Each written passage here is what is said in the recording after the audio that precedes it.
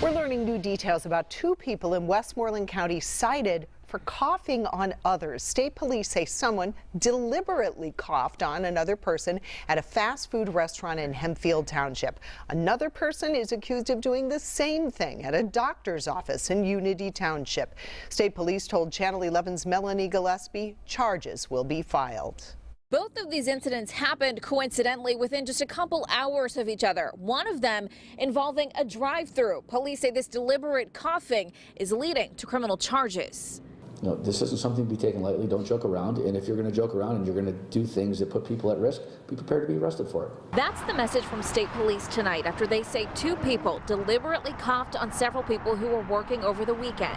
One worker at a fast food restaurant in Hempfield Township remains in quarantine tonight after police say a North Huntington woman coughed on the worker who handed her a drink in a cup carrier, but that woman became irate. Threw the cup carrier to try and toss it back into the restaurant. It actually fell on the ground and then started to exacerbate her coughing into the drive-through window. Police say the cup carrier was all in an effort to limit exposure and contact in the midst of the coronavirus outbreak.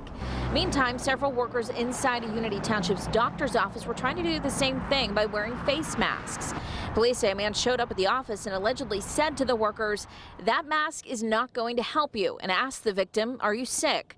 Police say he then allegedly opened his mouth, put his tongue out, and coughed repeatedly on the victim and said, "I guess we'll find out." The last thing we want is employees and people working on the front lines of places where we get food, places that are going to take care of us.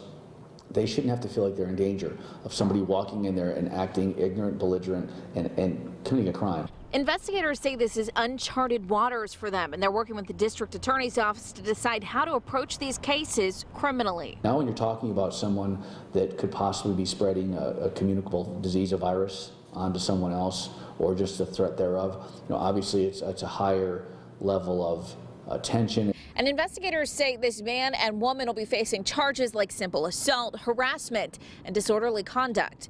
Reporting in Westmoreland County, I'm Melanie Gillespie for Channel 11 News.